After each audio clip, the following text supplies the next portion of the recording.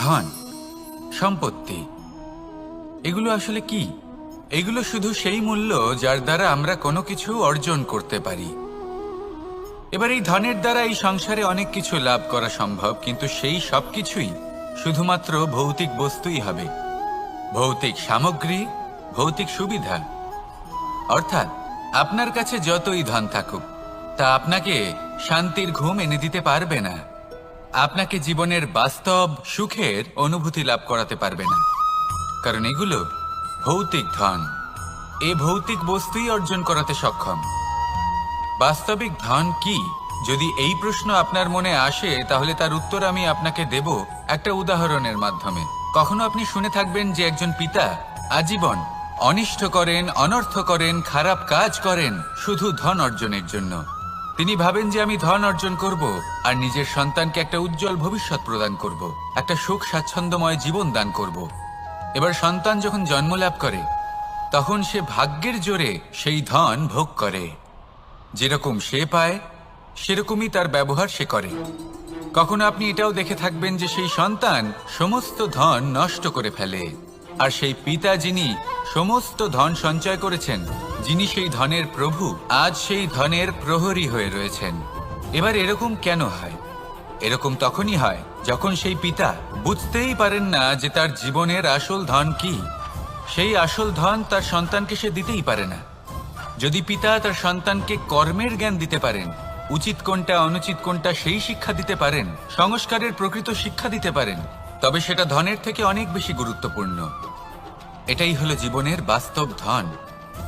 আপনি সেই কথা তো অবশ্যই শুনে থাকবেন, কুসন্তান হলে ধন সঞ্চয় করে কি হবে, সুসন্তান হলে ধন সঞ্চয় করে কি হবে।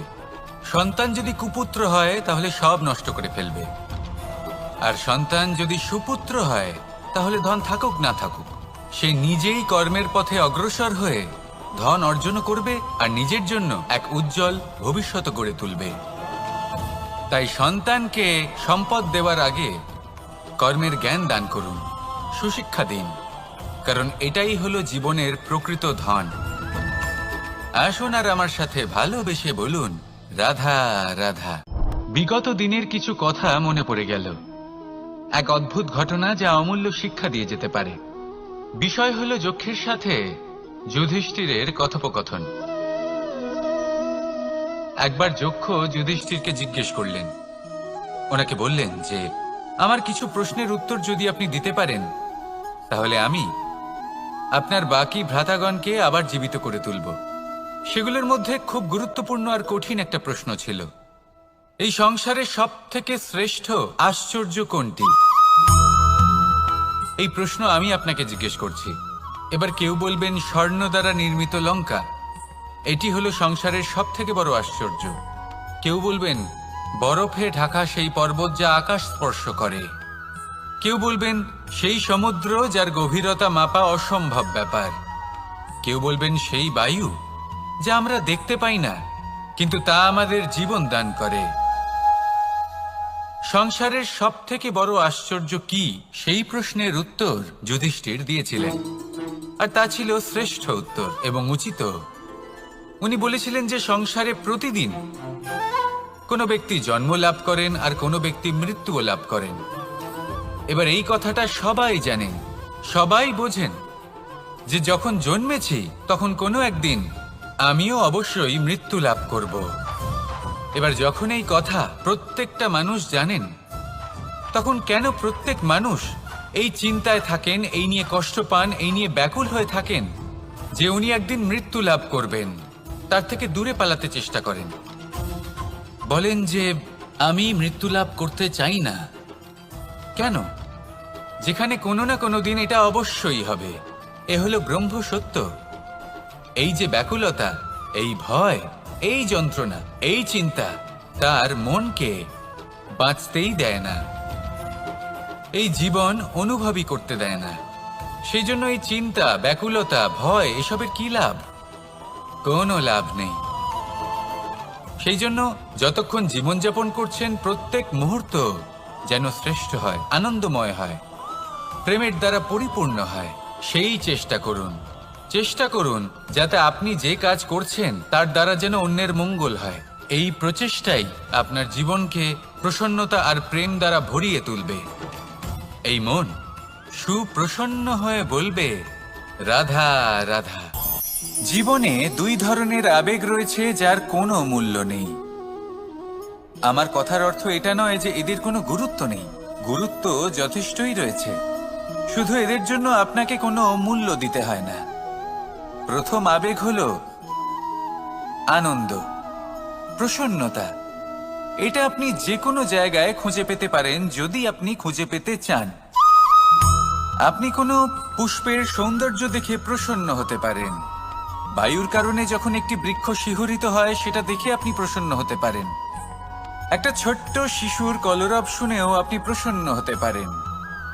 একটা ক্রন্দনরত বালককে হাসিয়ে আপনি প্রসন্ন হতে পারেন। সবকিছু আপনার উপর নির্ভরশীল। সেখানে আরেকটি আবেগ হলো দুশ্চিন্তা। মানুষ বড়ই দুশ্চিন্তা করতে থাকে। আজ আমি এই কাজ করেছি, সেই বিষয়ে চিন্তা। আজ আমি এই কাজ করতে পারিনি, সেই বিষয়ে চিন্তা। কাল আমাকে এই কাজ করতে হবে, সেই নিয়ে চিন্তা। আমি কি সেই কাজটা করতে পারবো, সেই বিষয়েও দুশ্চিন্তা। চিন্তা সর্বত্র রয়েছে, যার জন্য মূল্য দিতে হয় না। যত চান আপনি একত্রিত করতে পারেন। একটা গুরুত্বপূর্ণ কথা মনে রাখবেন, প্রসন্নতা জীবনের একটা নতুন সূত্রপাত। সেখানে দুশ্চিন্তা হলো জীবনের চিতার সমান। এবার এই দুটি আবেগ হলো মূল্যহীন, দুটোই আপনার সামনে আছে। কোনটা চয়ন করবেন আপনি, দুশ্চিন্তা নাকি প্রসন্নতা? সিদ্ধান্ত আপনারই। আসুন আর আমার সাথে ভালোবেসে বলুন, রাধা রাধা, রাধা রাধা। আপনারা হয়তো ভাবছেন কি আশ্চর্য ব্যাপার, প্রত্যেকবার আমি কথা শেষ হওয়ার পরে রাধা রাধা বলি। এইবার আমি আগেই বলে দিলাম। কারণটা কি? কারণ হলো অত্যন্ত বিশেষ। প্রত্যেকবার কথা সমাপ্ত হবার পরে আপনাদের সবার মধ্যে ভালোবাসা বিতরণ করতে চাই, তাই রাধা রাধা বলি। কিন্তু এইবার এই নতুন এবং বিশেষ সূত্রপাতে প্রথমে প্রেম বিতরণ করা অত্যন্ত আবশ্যক। এবার একটা বিষয় আছে যা জানেন হয়তো সকলেই, কিন্তু বুঝতে খুব কম জন পারেন। এই প্রেম, এই আনন্দ, এই সকল কিছুর সূত্রপাত হয় নিঃস্বার্থ আবেগের দ্বারা। ঠিক যেমন একজন মাতাকেই দেখে নিন। যখনই একজন মাতা সন্তানকে জন্ম দেন, তখন এই সংসার ভুলে যায় যে তার জন্য এটা একটা নতুন জন্ম। কারণ একজন নারী তখন একজন মাতৃরূপে নতুন ভাবে জন্ম নেন। একজন নারী স্ত্রী ও গৃহবধূ রূপে কিছু অধিকার লাভ করে থাকেন, কিন্তু তিনি যখন মা হয়ে যান তখন তিনি শুধুই দান করতে শেখেন। নিজের সন্তানের জন্য কত কিছুই না করেন, তাকে বাৎসল্যের সাগরে ভাসিয়ে নিয়ে যান। এই সংসারে রাজকুমার জন্ম নিতেই পারেন, তাকে রাম এবং লক্ষ্মণ কিন্তু মায়েরাই বানিয়ে তোলেন। একজন গোয়ালা জন্ম নেয়, তাকে দ্বারকাধীশ একজন মাই বানিয়ে তোলেন। পিতা হলেন সেই পর্বত যার একটা অংশ হলো তার সন্তান, কিন্তু মা হলেন সেই শিল্পী যিনি একটা পাথরকে খোদাই করে এমন এক মূর্তি গড়ে তোলেন যাকে সকলে পূজনীয় মনে করেন। তাহলে স্মরণ করুন সেই সকল মুহূর্ত যেগুলি আপনি নিজের মাতার সাথে অতিবাহিত করেছেন। অনুভব করতে পারবেন যে কিভাবে এক মুহূর্তেই এই মন প্রফুল্ল হয়ে ওঠে। এবারের কারণ কি? এর কারণ হলো এই জীবনের আসল দ্বারই হলো মমতা।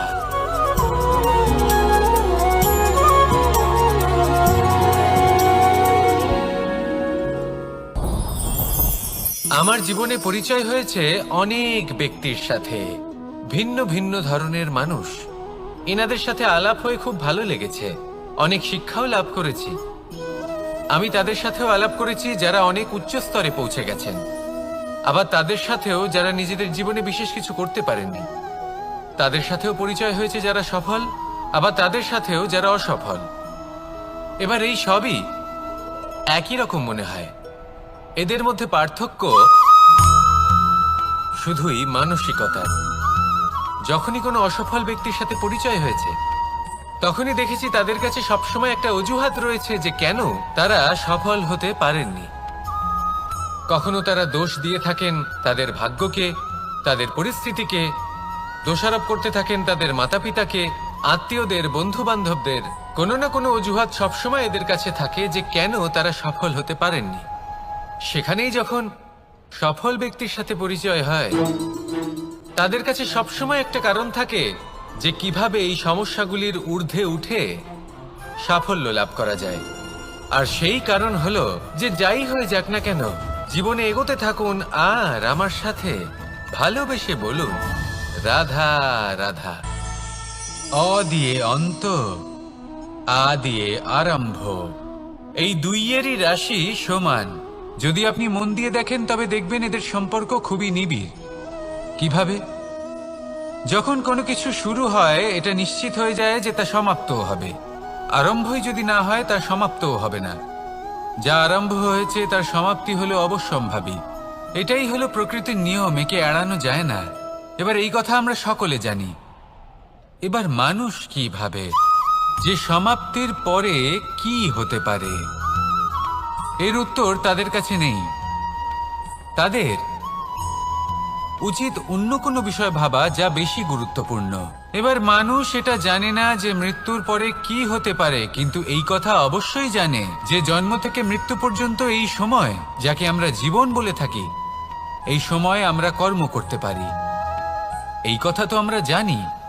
তাহলে এমন কি কর্ম করা যেতে পারে যা আমাদের সমাপ্তির পরও আমাদের প্রাসঙ্গিক করে রাখতে পারে, এই বিষয় ভাবা উচিত। যে জন্মগ্রহণ করেছে তার মৃত্যু হবেই, এটা সাধারণ বিষয়। কিন্তু ইতিহাস আজও সেই সকল মানুষজনকে স্মরণ করেন যাদের এই সংসার তাদের মৃত্যু নয়, বরং তাদের জীবনকালে যে কর্ম তারা করেছেন তার দ্বারা মনে রাখেন। সেই কর্মের কারণে এই সংসারে তাদের নাম, তাদের কর্ম, তাদের ব্যক্তিত্ব, তাদের কীর্তি অমর হয়ে থাকে এবং থাকবে। আপনার কাছে এতটা সময় নেই যতটা আপনার মনে হচ্ছে আপনার কাছে আছে। সেই জন্য যত শীঘ্র সম্ভব শ্রেষ্ঠ কর্ম করুন, যতটা পারবেন ততটা অধিক সুকর্ম করুন।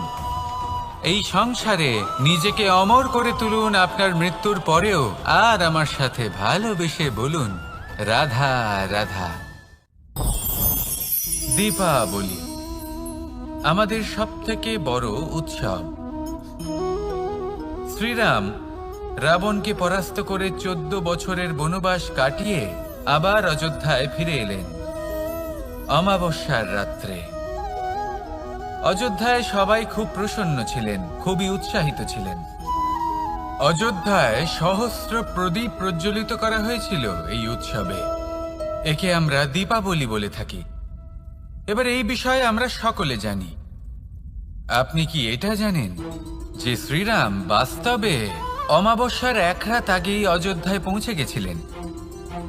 সবার সামনে অমাবস্যার রাতে এসেছিলেন। এর কারণ কি?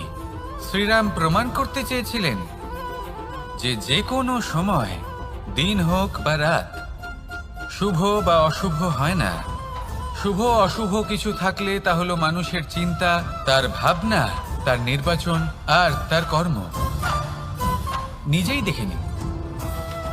শ্রীরাম শুভ, তাহলে নিজের পরিবারের সাথে দীপাবলি পালন করুন। আপনাদের শুভেচ্ছা জানাই।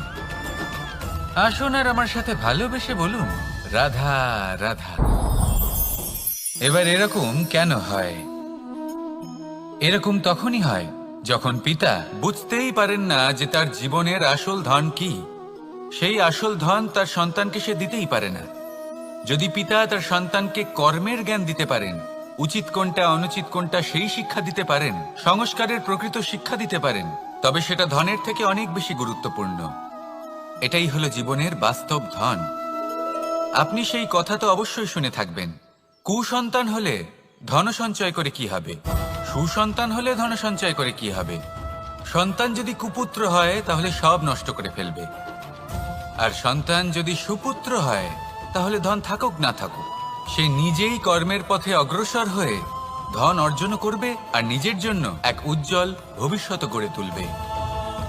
তাই সন্তানকে সম্পদ দেওয়ার আগে কর্মের জ্ঞান দান করুন, সুশিক্ষা প্রদান করুন, কারণ এটাই হলো জীবনের প্রকৃত ধন। আসুন আর আমার সাথে ভালোবেসে বলুন, রাধা রাধা। এই সংসারে সবাই বলেন আমি অর্জুনের মতো হয়ে উঠতে চাই। সবাই চায় যে তারাও যেন অর্জুনের মতো গান্ডীব লাভ করে। তারাও চায় যে তাদেরকেও মহাদেব এসে পশুপতি অস্ত্র দান করবেন। তারাও এটাই চায় মহাভারতের মতো মহাসংগ্রামে বিজয়ী হতে। কিন্তু সবাই ভুলে যান যে অর্জুন যা হতে পেরেছিলেন সবকিছুই অর্জন করেছিলেন।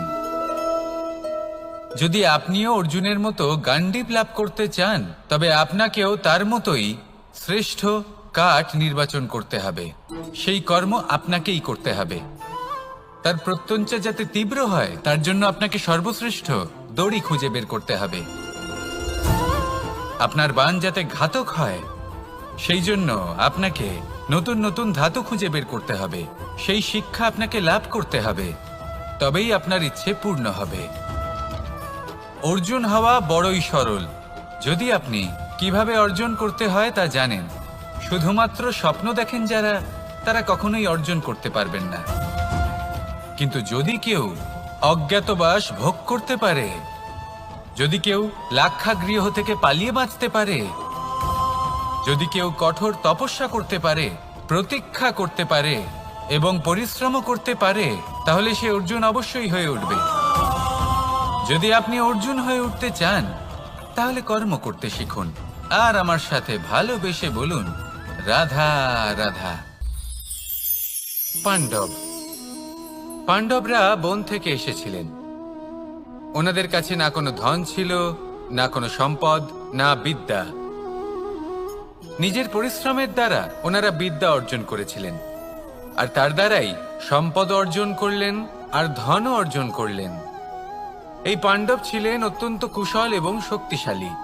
যুধিষ্ঠির নিজের পরিশ্রম দ্বারা এমন জ্ঞান অর্জন করেছিলেন যে এই সংসার ওনাকে ধর্মরাজ যুধিষ্ঠির অভিহিত করেছিল। দেখতে গেলে পাণ্ডবদের কাছে সবকিছুই ছিল, কিন্তু যখন বিষয় এলো আরো ধন লাভ করার, তখন যুধিষ্ঠির, যিনি পাণ্ডবদের মধ্যে জ্যেষ্ঠ, তিনি সকল পাণ্ডবদের সাথে দ্যুতক্রীড়ায় অংশগ্রহণ করে ফেললেন। এর ফলে না শুধু ধনলক্ষ্মী, ধর্মলক্ষ্মী, বিবেক লক্ষ্মীকেও হারালেন, আর শুধু তাই নয়, নিজের গৃহলক্ষ্মী দ্রৌপদীকেও হারিয়ে ফেললেন। এর কারণ কি? ভুলে গেলেন খুব সহজ একটা কথা, এই সংসারে সম্মান এবং সাফল্য দুটোই পরিশ্রমের দ্বারা লাভ করতে হয়। কিন্তু দ্যুতক্রীড়ার এই খেলা আমাদের ভাগ্যের উপর নির্ভরশীল। এই সংসারে দুটি পথ রয়েছে। একটা পথ যেখানে কর্ম এবং পরিশ্রমের দ্বারা আপনি নিজের পথ নিজেই রচনা করতে পারবেন, আর দ্বিতীয় পথ হলো যেখানে এই ভাগ্য এক মুহূর্তে আপনাকে শিখরেও পৌঁছে দিতে পারে, আবার ধূলিসাৎ করে দিতে পারে। আপনি কোন পথ বাছবেন সেই চয়ন আপনারই। আসুন আর আমার সাথে ভালোবেসে বলুন, রাধা রাধা। কোনো এক সময়ের ঘটনা এটা। মা এবং বাবা হাটে গিয়েছিলেন। তখন আমি আর দাদা গিয়েছিলাম গরু চড়াতে। আমরা বাড়ি ফিরে এলাম, আর মা সেই সময় একটা কাজ করতেন। যখনই হাটে যেতেন দরজা তালা বন্ধ করে যেতেন। উনি খুব ভালো করে জানতেন যে যদি ওনার এই মাখন চোর সঠিক সময়ে পৌঁছে যায় তাহলে এক ফোঁটাও মাখন ওনার অবশিষ্ট থাকবে না। এবার ঘটনা কিছুটা এরকম হলো যে মা আর বাবা মাঝে মাঝে হাটে যেতেন, তাই মাঝে মাঝেই দরজা তালা বন্ধ করতে হতো। যখন মা আর বাবা ফিরে এলেন তখন বাবা ভুলে গিয়েছিলেন যে এই চাবির গোছা থেকে ঠিক কোন চাবিটা দরজার তালা খোলার জন্য উপযোগী। উনি চেষ্টা করতে শুরু করে দিলেন। একটার পর একটা চাবি দিয়ে উনি চেষ্টা করতে থাকলেন, কিন্তু সেই দরজার তালা তো খুলতেই চাইছিল না। ওনার মাথা থেকে ঘাম পড়তে শুরু করলো। তখন মা বললেন যে তালা ভেঙে দেওয়া যাক। মা চলে গেলেন, আর বাবা বললেন না না দাঁড়াও, আর কিছু চাবি বাকি আছে, এটা হয়তো খুলতে পারবো। মা হাতুড়ি নিয়ে চলে এলেন সেই তালা ভাঙার জন্য, আর তখনই বাবা শেষ চাবিটা প্রয়োগ করলেন আর দরজার তালা খুলে গেল। যদি উনি চেষ্টা না করতেন তাহলে এই তালাটাও ভেঙে যেত আর চাবিটাও নষ্ট হয়ে যেত, ঠিক কি না? এবার এই ঘটনাটা আমি দেখেছিলাম, আর আমার মনে হলো যে কখনো কখনো এই চাবির গোছার মধ্যে থেকে শেষ চাবিটাও কিন্তু জীবনের দরজা খুলে দিতে পারে। সেজন্য আপনি যদি জীবনে সাফল্য লাভ করতে চেষ্টা করেন, নিজের লক্ষ্যে পৌঁছতে চান, তাহলে হার মানবেন না। হয়তো দেখবেন আপনার পরবর্তী প্রচেষ্টা বা এই অন্তিম প্রচেষ্টা আপনাকে সাফল্যের পথে নিয়ে গেল। তাই নিরন্তর প্রচেষ্টা করতে থাকুন, জীবনে সাফল্য লাভ করুন, আর আমার সাথে ভালোবেসে বলুন, রাধা রাধা। কোনো এক সময়ের কথা, একজন জেলের একটা ছোট্ট পুত্র ছিল। সে ভাবলো যে আমি আমার বাবার মতোই মাছ ধরব। তখন সে একটা লাঠি নিল, তাতে দড়ি বাঁধল, আর সেই দড়ির মুখে যে কাঁটা বেঁধে থাকে তাতে চারা ঝুলিয়ে জলে ফেললো আর বসে থাকলো। কিছু সময় পরে জলে একটি তরঙ্গ দেখা গেল। ও বুঝতে পারলো খুব বড় একটা মাছ ফাঁদে পড়েছে। ও বল প্রয়োগ করলো, সেটা টানার চেষ্টা করলো। মাছও বল প্রয়োগ করলো, আর শেষে যেটা হলো সেই দড়ি ছিঁড়ে গেল আর মাছ বেঁচে পালিয়ে গেল। দেখুন, ও অনেক চেষ্টা করলো কিন্তু অসফল হলো। কখনো অধিক বল প্রয়োগ করলো, আবার কখনো কম বল, কিন্তু কিছুতেই সফল হলো না। ও পঞ্চমবার প্রচেষ্টা করলো, না বেশি বল প্রয়োগ করলো না কম, ততটাই বল প্রয়োগ করলো যতটা পর্যাপ্ত, ঠিক ততটাই বল, যতটা বল সেই মাছ প্রয়োগ করলো। আর শেষ পর্যন্ত জীবনে প্রথমবার ও মাছ ধরতে সফল হলো। এবার এই কথার সারমর্ম কি? ভারসাম্য। এটাই হলো জীবনের সবথেকে বড় নিয়ম। আমাদের সবার জীবনে সমস্যা রয়েছে, কখনো মন দিয়ে ভেবে দেখবেন। জীবনে যদি কোনো ক্ষুদ্র সমস্যা বা ছোট সমস্যা থাকে আর সেটা সমাধান করার জন্য আপনি বেশি চেষ্টা করছেন, তাহলে তার দ্বারা সমাধান হয় না, বরং আরো বিপদ বেড়ে যায়। যখন কোনো বড় সমস্যা থাকে আর আপনি কম চেষ্টা করতে থাকেন, তখন সমাধান হয় না, তা চলতেই থাকে। শুধু এটাই হলো ব্যাপার। জীবনের সমস্ত সমস্যার একটা ভারসাম্য বজায় রাখা, যদি এটা আপনি শিখে ফেলতে পারেন, জীবনটা আপনার হাতের মুঠোয় থাকবে। আসুন আমার সাথে ভালোবেসে বলুন, রাধা রাধা। আপনি কখনো কোনো বাজকে নিজের বাসা বানাতে দেখেছেন? এই বাজ যখনই কোনো বাসা বানায় তখন উঁচু গাছের ডালে বা কোনো পর্বতের শিখরে বাসা বানায়, অনেক উচ্চতায়, আর সেখানে তার সন্তানও জন্মগ্রহণ করে। যখন এই সন্তানেরা জন্মায় তখন এই বাজ খুবই ভালোবেসে এবং খুব সাবধানে এদের পালন পোষণ করে। নিজের ঠোঁট দিয়ে তাদের ঠোঁটে খাবার পরিবেশন করে। কিন্তু যেই সেই সন্তানেরা হৃষ্টপুষ্ট হয়ে যায় এবং সেই কথা বাজ নিজে বুঝতে পেরে যায়, সেই বাজ নিজেই সেই বাসা ছিন্ন ভিন্ন করে দেয়। সেই সন্তান যাদের সবেমাত্র ডানা গজিয়েছে, কিভাবে উঠতে হয় তারা জানে না, সেই সন্তানগুলিকে উচ্চতা থেকে ঠেলে দেয়। সেই সন্তান প্রথমে ভয়ভীত হয়ে যায়। তারা সামনে মৃত্যুকে দেখতে পেয়ে ভয়ের কারণে তাদের ডানা ঝাপটাতে থাকে, আর সেই প্রক্রিয়াতেই সেই সন্তানগুলি উড়তে শুরু করে দেয়। এবার এই ঘটনায় আমরা কি শিক্ষা পেতে পারি? এটাই, যদি আপনি মাতা পিতা হন তাহলে নিজের সন্তানকে অবশ্যই স্নেহ করুন, কিন্তু তাদেরকে নিজের আঁচলের তলায় বেঁধে রাখবেন না। যদি আপনি চান আপনার সন্তান জীবনে উন্নতি করুক, তাহলে নিজের মুঠো থেকে তাদের স্বতন্ত্র করে দিন। এই সংসারে সংঘর্ষ করতে দিন। সেই সন্তান নিজেই বুঝতে পারবে যে জন্মের সময় পাওয়া ডানা কি করে ব্যবহার করতে হয়। আর আপনার চোখের সামনে আপনার সন্তান এই আকাশে উড়তে থাকবে। তাহলে আসুন আমার সাথে ভালোবেসে বলুন, রাধা রাধা। কখনো কোনো চাতককে দেখেছেন? একটা চাতক বর্ষার জন্য অপেক্ষা করে। সেই বর্ষার জলে নিজের তৃষ্ণা নিবারণ করে, নয়তো সারা বছর তৃষ্ণার্ত থেকে যায়। ও আকাশের দিকে তাকিয়ে থাকে আর অপেক্ষা করে যে কবে বর্ষা হবে আর কবে আমি আমার তৃষ্ণা নিবারণ করব। সেখানে অন্যদিকে একটি কাক বা একটা পায়রা, এরা কি করে? যেখানে জল পায় পান করে নেয়, যেখানে খাবার পায় খেয়ে নেয়, আত্মীয় স্বজন বন্ধু বান্ধব যাকেই পায় তার সাথে সময় কাটায়, খাবার খায় আর চলে যায়। এবার এদের মধ্যে মিল কোথায় আর পার্থক্য কোথায়? দুজনের কাছেই ডানা রয়েছে, দুজনেই উড়তে পারে। এই আকাশ হলো ওদের, খাবারের দানা ওদের। পার্থক্য হলো তাদের অভিলাষার, পার্থক্য হলো তাদের আকাঙ্ক্ষার, পার্থক্য জীবন যাপনের ধরনের। এবার যত বেশি আকাঙ্ক্ষা থাকবে, যত দামি জীবন যাপন করার ইচ্ছে থাকবে, তত বেশি কষ্ট আপনাকে সহ্য করতে হবে। আবার অন্যদিকে জীবন যত সরল হবে, জীবন যাপন যত সরল হবে, সমস্যা ততটাই কম হবে। তাই সবসময় চেষ্টা করবেন আপনার মানসিকতা এবং আপনার জীবন যেন সরল হয়।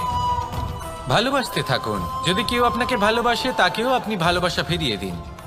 তাদের সাথে কথা বলুন, কিছু তাদের কথা শুনুন, কিছু নিজের কথা বলুন। দেখবেন সকল তাপ উত্তাপ দূর হয়ে গেছে। এটাই তো হলো জীবনের সারমর্ম। তাই প্রেমে থাকুন, ভালোবাসুন, আর ভালোবেসে আমার সাথে বলুন, রাধা রাধা।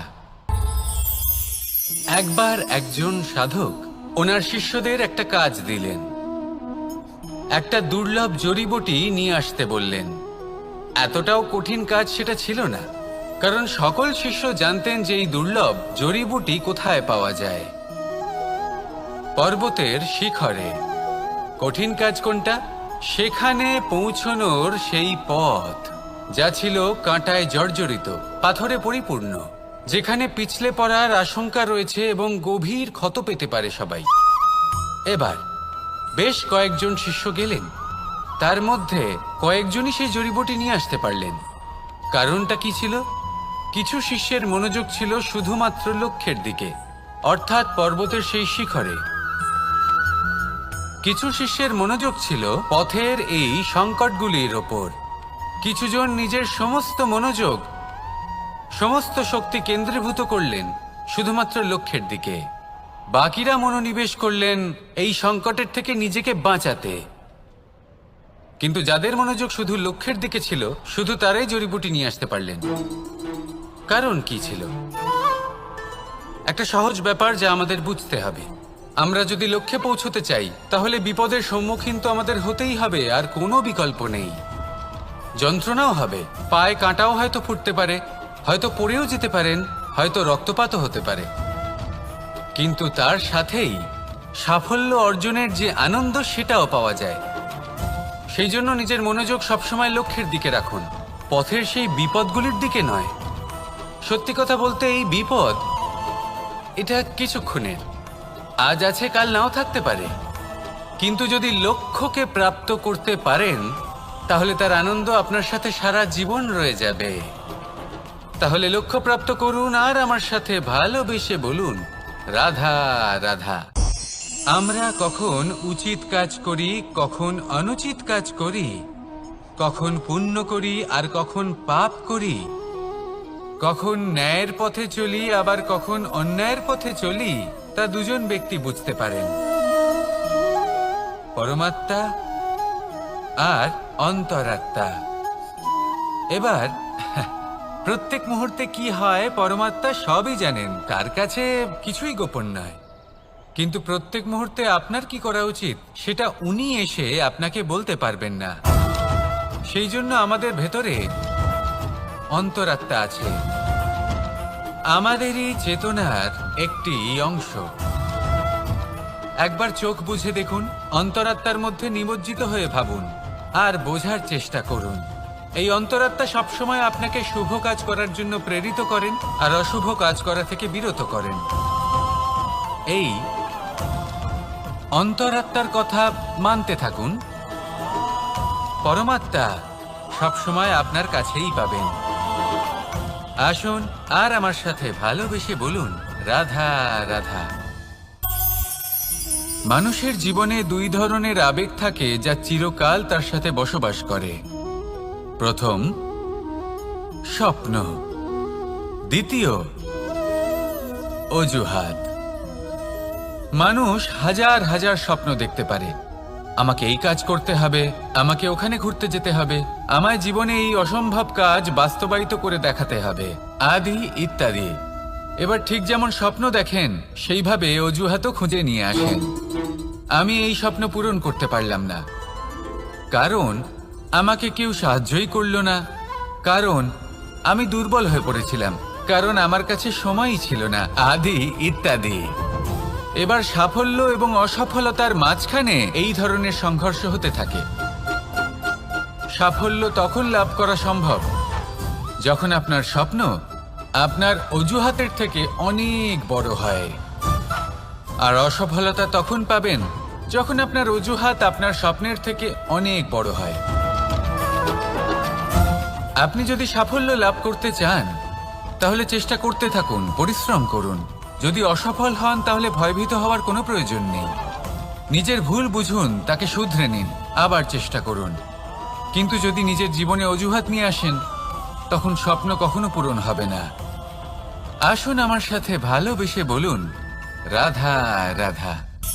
এমন কিছু রয়েছে মানুষের মনে, তাদের জীবনে এমন এক আবেগ যা সর্বজন বিদিত, যা সবাই জানেন যে উপস্থিত আছে।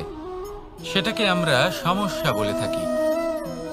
এমনিতে আমরা সকলেই জানি যে এমন কোনো গৃহ নেই যেখানে মৃত্যুর ছায়া পড়েনি, এমন কোনো বৃক্ষ নেই যার দ্বারা ওষুধ তৈরি সম্ভব নয়, এমন কোনো অন্ন নেই যা সময়ের সাথে বিষ বা অমৃতে পরিণত হতে পারে। এবার এই সমস্যাগুলি কোনো ব্যক্তির জন্য সমস্যা হতে পারে, কিন্তু নিজে থেকে এরা কোনো সমস্যাই নয়। এরা আসে আমাদের সাহায্য করতে, আমাদের কিছু শেখাতে। আপনি নিজেই দেখুন, পর্বতের শিখর থেকে কোনো এক পাখি পড়ে গিয়ে নিজের প্রাণ ত্যাগ করলো। সেটা কখন সম্ভব? যখন সেই পাখি ওড়ার চেষ্টাই করে না। তখন যখন কোনো ব্যক্তি জলে পড়ে যান এবং ডুবে গিয়ে নিজের প্রাণ হারান, এর সম্ভাবনা কখন বেশি থাকে? যখন সেই ব্যক্তি সাঁতার কাটার চেষ্টাই করেন না। তখন এই সমস্যা প্রত্যেকের জীবনে থাকবেই, কিন্তু এটা মনে রাখা প্রয়োজনীয় যে কোনো সমস্যা পরিস্থিতির কারণে সমস্যা হয়ে ওঠে না। এই পরিস্থিতি যখন আমাদের সামনে আসে আমাদের তা কঠিন মনে হয়, আমরা নতমস্তক হয়ে পড়ি, ভয়ভীত হয়ে পড়ি, তার সম্মুখীন হতে পারি না। তখন তা সমস্যার রূপ নেয়। দৃঢ় হয়ে দাঁড়িয়ে থাকুন সাহসের সাথে, এই পরিস্থিতিগুলির সম্মুখীন হন। দেখবেন সমস্যা কখন সাফল্যে পরিণত হবে আপনি জানতেই পারবেন না। আসুন আমার সাথে ভালোবেসে বলুন, রাধা রাধা। সময় যা সবকিছুকে সমান করে দিতে পারে, যা সব থেকে বেশি শক্তিশালী, সব থেকে বড় সম্পত্তি, সব থেকে বড় শিক্ষক এবং সব থেকে বড় সুযোগ। এই সময় যখন ভালো যায় তখন তা আপনাকে আমিত্বে মত্ত করে তোলে, অহংকারে নিমজ্জিত করে দেয়। আর যখন খারাপ হয় তখন দুঃখের সাগরে নিজের প্রতি ঘৃণাবোধে নিমজ্জিত করে। তাই এই সময়ে যা এত শক্তিশালী এক সম্পত্তি, এত মহান একটি ধন, তাকে এমনি এমনি নষ্ট হতে দেবেন না। এই সময়ের সাথে কি করবেন, কিভাবে করবেন তা ভাবতে গিয়ে এবং করতে গিয়ে সময় নষ্ট করবেন না। যদি আপনি এই সময় নষ্ট করেন তাহলে সময়ও নিশ্চিত করবে যে আপনার সাথে কি করা উচিত। তাই সময়ের সদ্ব্যবহার করুন আর আমার সাথে ভালোবেসে বলুন, রাধা রাধা। আমরা সকলে শক্তি অনুভব করতে চাই। এবার যদি আপনাকে জিজ্ঞেস করা হয় যে সবথেকে বেশি শক্তির অনুভব কোথা থেকে করা সম্ভব, তখন কেউ কেউ বলবেন পুষ্টিকর আহার গ্রহণ করলে, ব্যায়াম করলে, কেউ বলবেন ধন লাভ করলে, বন্ধুদের থেকে, পরিবারের থেকে, আদি ইত্যাদি। এইভাবে আপনি শক্তির অনুভব অবশ্যই করতে পারেন, কিন্তু সবথেকে বেশি শক্তির অনুভব যদি আপনি করতে চান তাহলে তা পাবেন শুধু একতার দ্বারা, সংগঠনের দ্বারা। যদি আপনাকে উদাহরণ দিই, নিজের এই হাতটাকে দেখুন, 5টা আঙুল রয়েছে। কোনো একটা বস্তুকে নিজের একটা আঙুল দ্বারা তুলে ধরার চেষ্টা করে দেখুন, বড়ই কষ্ট হবে। তখন আপনি বুঝতে পারবেন যখন এই 5টি আঙুল একত্রিত হয় তখন কোনো কাজ কতটা সহজ হতে পারে। এটাই হলো শক্তি, একতার। সব থেকে ভালো উদাহরণ যদি আপনাকে দিই তাহলে বাঁশি। এই বাঁশি থেকে অত্যন্ত মধুর সুর নির্গত হয় যা সবার মন প্রসন্ন করে দেয়। এই কথা সত্যি, কিন্তু এই বাঁশি আমি 1টা বা 2টো আঙুল দিয়ে বাজাতে পারবো না। আমাকে প্রত্যেকটা আঙুল ব্যবহার করতেই হবে, তবেই এর থেকে মধুর সুর নির্গত হবে যা সকলকে প্রসন্ন করবে, ঠিক কি না? ঠিক এইভাবেই যদি আপনি চান যে আপনার জীবনরূপী বাঁশি থেকেও মধুর সুর নির্গত হোক বা সবার মনকে প্রসন্ন করে তুলুক, তাহলে আপনাকেও জীবনে একতা নিয়ে আসতেই হবে। আপনি একাও কর্ম করতে পারেন, পথ চলতেও পারেন, সামনেও এগোতে পারেন, সাফল্যও লাভ করতে পারেন। কিন্তু যখন সকলে একসাথে এগোবেন, সেই পথে চলবেন, সেই কর্মই করবেন, তখন লক্ষ্যে অবশ্যই পৌঁছবেন, সাফল্য অবশ্যই লাভ করবেন। কিন্তু সেই সাফল্য এবং তার আনন্দর সংমিশ্রণটাই একটু অন্যরকম হবে। তাই জীবনে ঐক্যবদ্ধ হন, একসাথে মিলে এগোতে থাকুন, আর আমার সাথে ভালোবেসে বলুন, রাধা রাধা। জীবনে দুই ধরনের আবেগ রয়েছে যার কোনো মূল্য নেই। আমার কথার অর্থ এটা নয় যে এদের কোনো গুরুত্ব নেই, গুরুত্ব যথেষ্টই রয়েছে, শুধু এদের জন্য আপনাকে কোনো মূল্য দিতে হয় না। প্রথম আবেগ হলো আনন্দ, প্রসন্নতা। এটা আপনি যে কোনো জায়গায় খুঁজে পেতে পারেন যদি আপনি খুঁজে পেতে চান। আপনি কোনো পুষ্পের সৌন্দর্য দেখে প্রসন্ন হতে পারেন, বায়ুর কারণে যখন একটি বৃক্ষ শিহরিত হয় সেটা দেখে আপনি প্রসন্ন হতে পারেন, একটা ছোট্ট শিশুর কলরব শুনেও আপনি প্রসন্ন হতে পারেন, একটা ক্রন্দনরত বালককে হাসিয়ে আপনি প্রসন্ন হতে পারেন। সবকিছু আপনার উপর নির্ভরশীল। সেখানে আরেকটি আবেগ হলো দুশ্চিন্তা। মানুষ বড়ই দুশ্চিন্তা করতে থাকে। আজ আমি এই কাজ করেছি, সেই বিষয়ে চিন্তা। আজ আমি এই কাজ করতে পারিনি, সেই বিষয়ে চিন্তা। কাল আমাকে এই কাজ করতে হবে, সেই নিয়ে চিন্তা। আমি কি সেই কাজটা করতে পারবো, সেই বিষয়েও দুশ্চিন্তা। চিন্তা সর্বত্র রয়েছে, যার জন্য মূল্য দিতে হয় না। যত চান আপনি একত্রিত করতে পারেন। একটা গুরুত্বপূর্ণ কথা মনে রাখবেন, প্রসন্নতা জীবনের একটা নতুন সূত্রপাত। সেখানে দুশ্চিন্তা হলো জীবনের চিতার সমান। এবার এই দুটি আবেগ হলো মূল্যহীন, দুটোই আপনার সামনে আছে। কোনটা চয়ন করবেন আপনি, দুশ্চিন্তা নাকি প্রসন্নতা? সিদ্ধান্ত আপনারই। আসুন আর আমার সাথে ভালোবেসে বলুন, রাধা রাধা। কোনো এক সময়ের কথা, একজন জেলের একটা ছোট্ট পুত্র ছিল। সে ভাবলো যে আমি আমার বাবার মতোই মাছ ধরব। তখন সে একটা লাঠি নিল, তাতে দড়ি বাঁধল, আর সেই দড়ির মুখে যে কাঁটা বেঁধে থাকে তাতে চারা ঝুলিয়ে জলে ফেললো আর বসে থাকলো। কিছু সময় পরে জলে একটি তরঙ্গ দেখা গেল। ও বুঝতে পারলো খুব বড় একটা মাছ ফাঁদে পড়েছে। ও বল প্রয়োগ করলো, সেটা টানার চেষ্টা করলো। মাছও বল প্রয়োগ করলো, আর শেষে যেটা হলো সেই দড়ি ছিঁড়ে গেল আর মাছ বেঁচে পালিয়ে গেল। দেখুন, ও অনেক চেষ্টা করলো কিন্তু অসফল হলো। কখনো অধিক বল প্রয়োগ করলো, আবার কখনো কম বল, কিন্তু কিছুতেই সফল হলো না। ও পঞ্চমবার প্রচেষ্টা করলো, না বেশি বল প্রয়োগ করলো না কম, ততটাই বল প্রয়োগ করলো যতটা পর্যাপ্ত, ঠিক ততটাই বল, যতটা বল সেই মাছ প্রয়োগ করলো। আর শেষ পর্যন্ত জীবনে প্রথমবার ও মাছ ধরতে সফল হলো। এবার এই কথার সারমর্ম কি? ভারসাম্য। এটাই হলো জীবনের সবথেকে বড় নিয়ম। আমাদের সবার জীবনে সমস্যা রয়েছে, কখনো মন দিয়ে ভেবে দেখবেন। জীবনে যদি কোনো ক্ষুদ্র সমস্যা বা ছোট সমস্যা থাকে আর সেটা সমাধান করার জন্য আপনি বেশি চেষ্টা করছেন, তাহলে তার দ্বারা সমাধান হয় না, বরং আরো বিপদ বেড়ে যায়। যখন কোনো বড় সমস্যা থাকে আর আপনি কম চেষ্টা করতে থাকেন, তখন সমাধান হয় না, তা চলতেই থাকে। শুধু এটাই হলো ব্যাপার। জীবনের সমস্ত সমস্যার একটা ভারসাম্য বজায় রাখা, যদি এটা আপনি শিখে ফেলতে পারেন, জীবনটা আপনার হাতের মুঠোয় থাকবে। আসুন আমার সাথে ভালোবেসে বলুন, রাধা রাধা।